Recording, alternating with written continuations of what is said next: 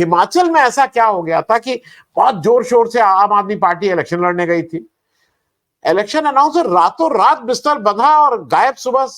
ये क्यों हुआ था? मतलब वो तो बहुत तगड़े से इलेक्शन लड़ रहे थे, तो क्या एकदम से सब बिस्तर गोल करके सब लोग गुजरात पहुंच गए? तो किसने ये ऑर्डर दिया? क्या ऐसे हालात हो गए? दोनों चीजों पे, भगत सिंह की विरासत और हिमाचल में बिस्तर गोल एकदम से क्यों हुआ था, जो जो आपकी अंडरस्टैंडिंग है प्रदीप भाई?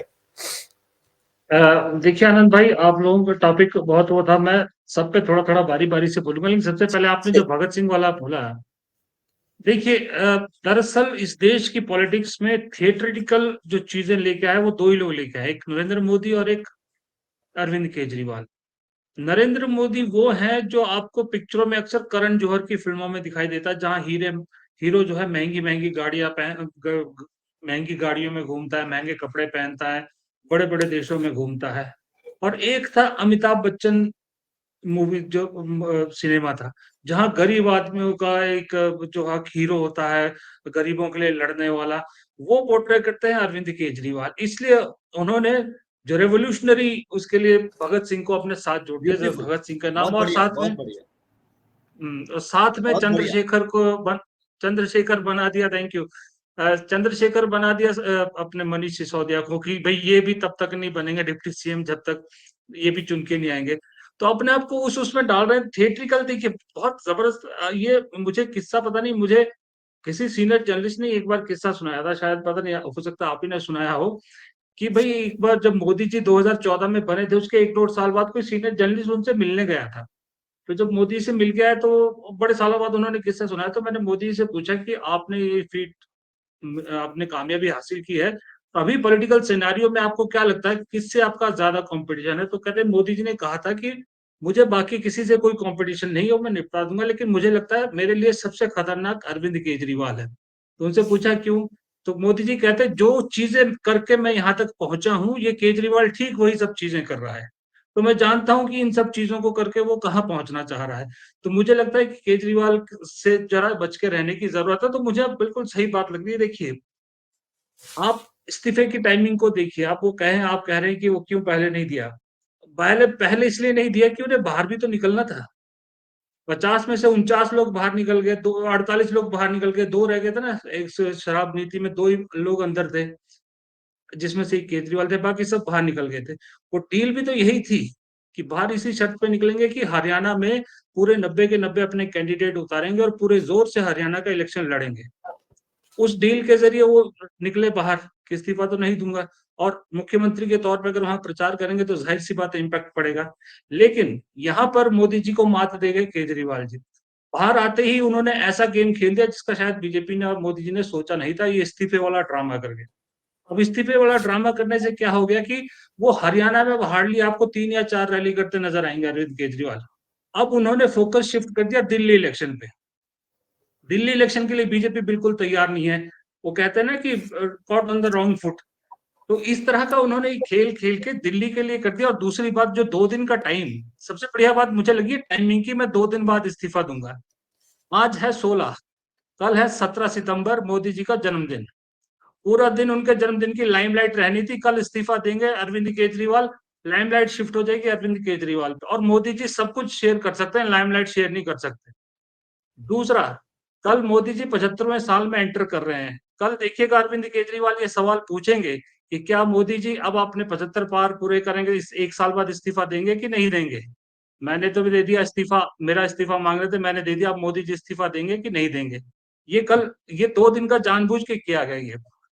रही बात सक्सेसर कौन है, मुझे लगता है गोपाल रॉय उनको सबसे ज्यादा सूट करते हैं सक्सेसर के लिए। अगर उन्होंने आतिशी को बना दिया सर, और अगर दोबारा आम आदमी पार्टी सत्ता में आती तो आतिशी को हटाना बड़ा मुश्किल हो जाएगा, क्योंकि एक तो वो पढ़ी लिखी तेज तर्रार नेता, दूसरा फीमेल फैक्टर जुड़ जाता है उनके साथ। आतिशी को वो रिप्लेस नहीं कर पाएंगे। गोपाल राय सबसे आसान है कि अभी तो 1-1.5 महीना 2 महीने के लिए उनको बना दो, उसके बाद उनकी जगह रिप्लेसमेंट की जा सकती है आराम से, बहुत बढ़िया तरीके से। तो ये केजरीवाल का खेल जो है ना, बेशक बेशक उन्होंने जो है वो कांग्रेस को विश्वास नहीं कर सकती, कांग्रेस उन पर नहीं कर सकती, लेकिन वो जो आपने जुलाना वाली भी बात पूछी विनेश फोगाट के अगेंस्ट, वो एक स्ट्रेटेजी थी, वो जानबूझ के, क्योंकि हरियाणा में अगर कहीं कांग्रेस सबसे ज्यादा चोट पहुँचाना चाहती है कांग्रेस को बीजेपी, वो वहाँ दिलाना चाहती है, विनेश फोगाट को किसी भी हालत में हराना चाहती है। तो वहाँ इसलिए वो बाकायदा फ़ोकस में थी कि वहाँ उस सीट पे तो आपको स्ट्रॉन्ग से स्ट्रॉन्ग देना ही देना है। ये सजेशन भी कहते हैं कि कविता दलाल का सजेशन भी बीजेपी की तरफ से ही गया था, कि इस लड़की को आप टिकट दीजिए, इसको खड़ा कीजिए। ये सजेशन वहीं से गया था। लेकिन केजरीवाल के दिमाग में अंदर कुछ और गेम चल रही थी, वो समझ में नहीं, वो गेम उन्होंने बाहर आके कर दी। फिर भी मैं कहूँगा कि अभी भी कांग्रेस को भरोसा नहीं करना चाहिए, लेकिन ये है कि हरियाणा में कांग्रेस के लिए चीज़ें आसान कर दी, जो नुकसान होना था, अब वो उतना नुकसान नहीं होगा कांग्रेस को, क्योंकि मैं जानता हूँ अब केजरीवाल केजरीवाल क्या पूरी आम आदमी पार्टी उस जोर से वहाँ पर इलेक्शन नहीं लड़ेगी, अब पूरा फ़ोकस दिल्ली के लिए शिफ्ट कर दिया। बीजेपी को भी छक मार के अब दिल्ली में आना पड़ेगा। ये तो उन्होंने कह दिया ना कि इलेक्शन भी साथ करा दो, इलेक्टोरल रोल जैसे आपने कहा कि उसमें करेक्शन का काम चल रहा है अक्टूबर तक, इसलिए हो नहीं सकता इलेक्शन तो। लेकिन केजरीवाल की जो तरीका था वो बड़ा सही था, और वो जो हिमाचल से भागने वाला था ना, वो भी यही रीज़न था, कि गुजरात में फँस गई थी वहाँ बीजेपी। जब बीजेपी से ऑर्डर आया तो केजरीवाल साहब हिमाचल से बोरिया बिस्तर उठा के गुजरात भागे रातों-रात। अच्छा खासा सब कुछ तैयार था हिमाचल में, पूरा सिस्टम कर दिया था उन्होंने, रातों-रात बैग उठा के सब भागे गुजरात। वही था जब जो यहाँ के आम आदमी पार्टी के नेता थे, यहाँ कैंपेन हिमाचल में कैंपेन करने की बजाय गुजरात में कैंपेन करने के लिए बुला लिया था उनको। उन्होंने कहा कि हमको ऑर्डर है कि आपको गुजरात में कैंपेन करना है। तो इसलिए गुजरात में नुकसान हुआ, कांग्रेस को उसका नुकसान हुआ, इसमें कोई दो राय नहीं है। लेकिन इसमें एक चीज़ और है, 2 सवाल इनसे, क्योंकि अब टाइम हो गया काफ़ी, तो मैं जल्दी खत्म करूँगा। एक तो वो जो राहुल गांधी वाली बात की थी यूसुफ साहब ने, बात बिल्कुल सही है। राहुल गांधी की जान को बेसिकली खतरा है इस वक़्त। तो लोगों को इंस्टिगेट किया जा रहा है। 6 दिन के अंदर 3 बार लोगों को इंस्टिगेट कर दिया गया है। तरविंदर सिंह कहते हैं जो दादी का अंजाम हुआ वही तुम्हारा अंजाम होगा। रवनीत बिट्टू आतंकवादी नंबर 1 कहते हैं। संजय गायकवाड़ 11 लाख का इनाम रखते हैं। जिस देश में चपरासी की नौकरी के लिए पीएचडी अप्लाई कर रहे हैं, वहाँ 11 लाख की लालच में कोई कोशिश नहीं करेगा राहुल गांधी को हार्म करने की, इसकी क्या गारंटी है?